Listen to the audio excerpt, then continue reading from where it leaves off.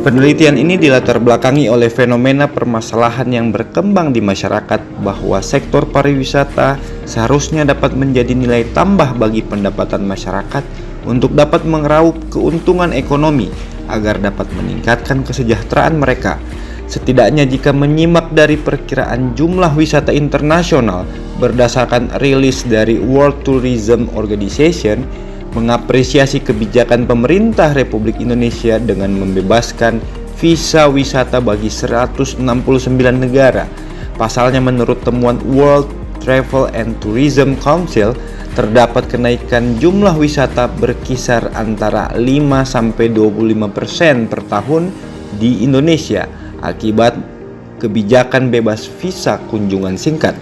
Kebijakan pemerintah pusat tersebut seharusnya direspon oleh pemerintah daerah dengan menggalakkan promosi wisata mereka.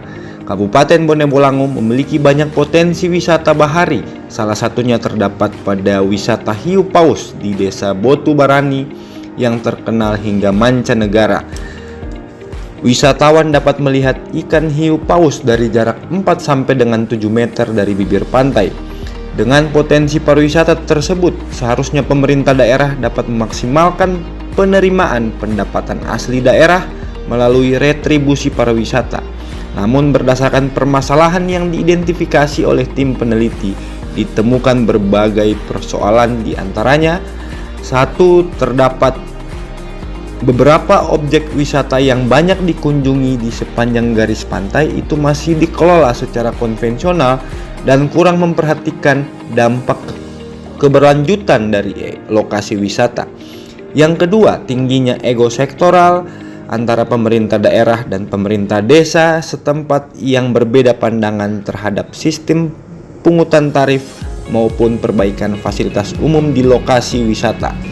Pemerintah Kabupaten Bone Bolango seharusnya selalu berpikir kreatif dan inovatif untuk menemukan dan mengembangkan potensi sumber pendapatan asli daerah. Tujuan penelitian ini adalah untuk pengembangan destinasi pariwisata dengan pendekatan ekonomi kreatif di kawasan pesisir pantai Kabupaten Bone Bolango dengan 4 indikator fokus.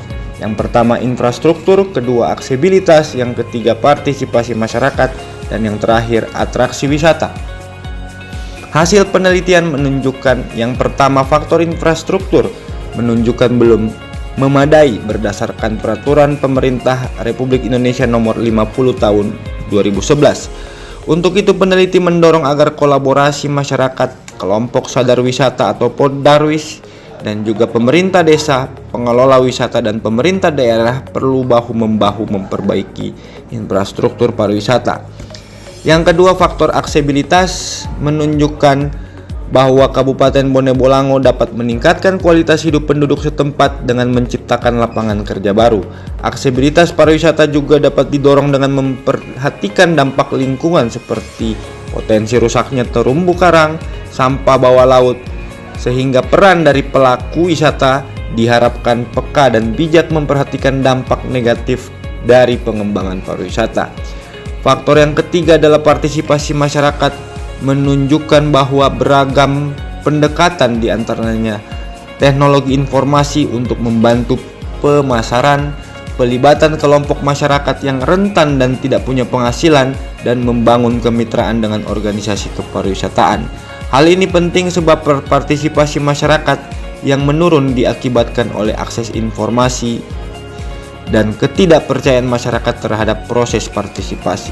Yang keempat, faktor atraksi wisata menunjukkan bahwa keseluruhan atraksi wisata memiliki dampak yang signifikan pada pertumbuhan ekonomi, pelestarian budaya.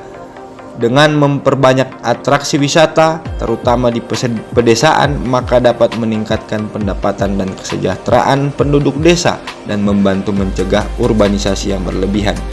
Unsur kebaruan dalam penelitian ini ada beberapa. Yang pertama, memperbaiki regulasi yang tumpang tindih.